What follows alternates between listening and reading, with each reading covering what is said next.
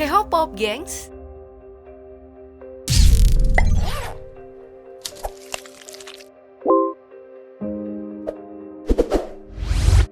Di tahun 2022 kemarin, sebuah survei sepertinya memukul telak pihak kepolisian dengan menemukan kalau kepercayaan publik terhadap polisi terus turun drastis. Hal ini sebenarnya jadi pilu yang wajar karena banyaknya oknum polisi yang tidak bertanggung jawab. Mulai dari yang peras pengendara motor, peras tersangka narkoba, sampai peras sesama polisi. Aku mah taunya peras jeruk. Namun meski banyak oknum, kita nggak boleh menyerah ya pada mereka. Toh masih ada kok polisi-polisi yang kerjanya bener, seperti Kombes Pol Faisal Ramadhani. Nah, pria yang satu ini adalah Komandan Operasi Damai Kartens yang punya tugas menangani KKB di Papua. Salah satunya untuk menyelamatkan pilot dari Susi Air, Philip Mark Mertens. Dari data yang didapatkan, Kombes Faisal Ramadhani lahir tanggal 4 Oktober 1974. Dirinya merupakan lulusan Akademi Kepolisian tahun 1996. Sebagai seorang lulusan Akpol, Kombes Faisal dikenal sebagai seseorang yang gigih dalam menempuh pendidikan. Hal ini dibuktikan dengan selama bertugas dia terus mengenyam pendidikan kepolisian.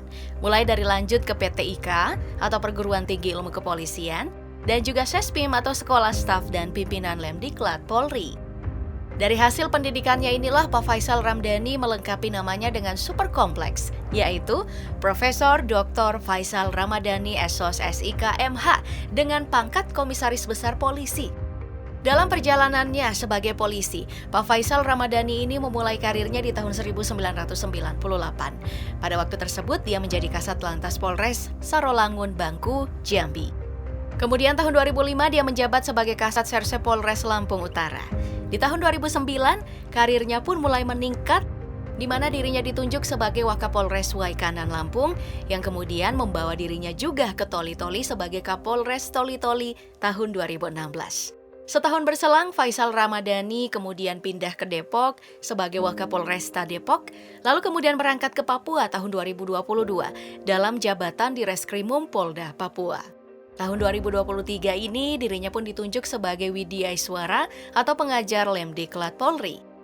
Sebagai polisi dengan pencapaian mentereng seperti yang dibahas tadi, wajar saja jika Kombes Faisal Ramadhani ini ditunjuk sebagai Komandan Operasi Damai Kartens Papua untuk menghadapi KKB.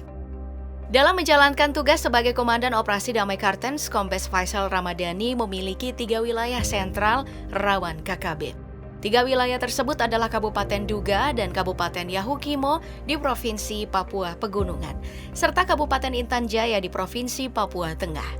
Pada track record beragam kejadian di 3 tempat yang disebutkan, fakta lapangannya memang sangat mengerikan. Contohnya di Kabupaten Intan Jaya, pada 31 Januari 2023 di sana terjadi penembakan di distrik Sugapa yang menyebabkan 1 orang mengalami korban luka. Kemudian, hal ini berlanjut pada 7 Maret 2023, di mana terjadi penembakan pesawat kargo Smart Aviation dan Debbie Air yang menyebabkan gagalnya pendaratan. Hal ini jelas menyebabkan kerugian besar bagi warga Intan Jaya, karena yang ditembaki KKB adalah satu-satunya akses transportasi penumpang dan juga angkutan logistik di distrik tersebut. Kemudian di Kabupaten Yahukimo, kondisi sudah mencekam sejak 1 Maret 2023 disebabkan aksi penembakan yang menggugurkan Pratu LW yang jadi bagian dari TNI. Kemudian berselang 6 hari, pada 7 Maret terjadi kasus penembakan pesawat Trigana Air saat melakukan lepas landas. Kondisi penerbangan ini begitu menyeramkan bagi mereka yang berada di atas pesawat, sebab tembakan yang dilancarkan berhasil membuat lubang pada bagian bawah pesawat. Nah, kejadian yang paling hot jelas saja di Kabupaten Duga. Di tanggal 7 Februari 2023, Egyanus Kogoya beserta komplotan KKB-nya melakukan aksi penembakan terhadap pesawat Susi Air di lapangan terbang distrik Paro. Dalam aksi pembakaran ini juga, KKB Egyanus Kogoya menyandra Kapten Philip hingga sekarang. Untuk meredam tindakan yang tidak diinginkan oleh KKB, pemerintah kemudian meluncurkan Operasi Damai Kartens dan menunjuk Kombes Faisal Ramadhani sebagai komandan operasi tersebut.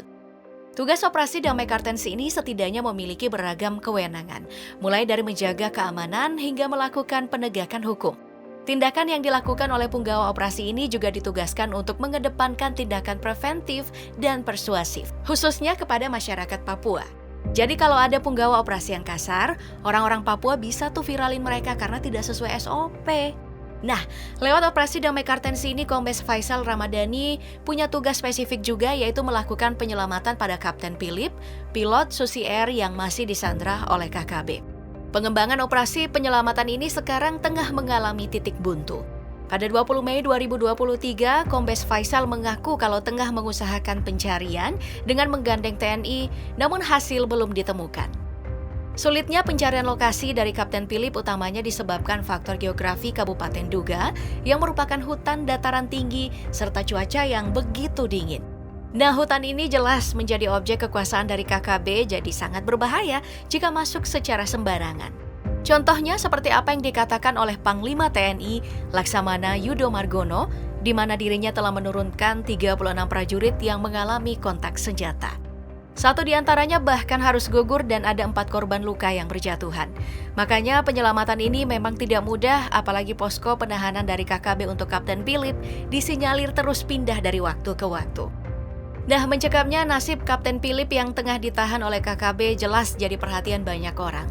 Contohnya Ibu Susi yang geram dan membalas memberi ancaman pada KKB setelah beberapa waktu lalu mengumumkan kalau maskapainya yaitu Susi Air tidak akan lagi terbang di Papua. Selain Ibu Susi, Persatuan Pilot Papua juga mengirimkan surat terbuka. Menurut para pilot ini, harusnya mereka tidak merasa terancam karena pekerjaan mereka saja sudah beresiko tinggi dan bayarannya tidak seberapa. Tidak maksimalnya operasi pembebasan Kapten Philip juga berimbas pada sikap KKB yang makin menjadi-jadi. Kelompok ini bahkan melakukan penyanderaan serupa pada pekerja tower sinyal atau BTS di Kabupaten Pegunungan Bintang dan meminta tebusan senilai 500 juta rupiah. Diketahui, pihak KKB yang melakukan hal ini dipimpin oleh sosok Ananias Mimin. Nah, menariknya, penyanderaan ini hanya berlangsung 2 hari tanpa adanya tebusan yang dikeluarkan. Berdasarkan info dari Kapolda Papua Irjen Pol Matius Devakiri, penyerahan sandera ini terjadi setelah adanya pendekatan dari tokoh agama dan tokoh masyarakat di sana pada KKB yang melakukan penyanderaan. Nah, bebasnya sandera dari pihak Ananias Mimin ini memberikan banyak pertanyaan baru. Mengapa pelepasan Kapten Philips yang tengah dipunggawai oleh Kombes Faisal Ramadhani belum juga selesai? Ya, semoga jawaban dari pertanyaan ini bisa segera ditemukan dan si kapten bisa cepat dibebaskan. Itu tadi video kali ini, sampai jumpa di video berikutnya. Bye! Pastikan keberadaan posisinya segala macam, nanti kita akan sampaikan. Water, they provided some warm clothes for me and any medicines.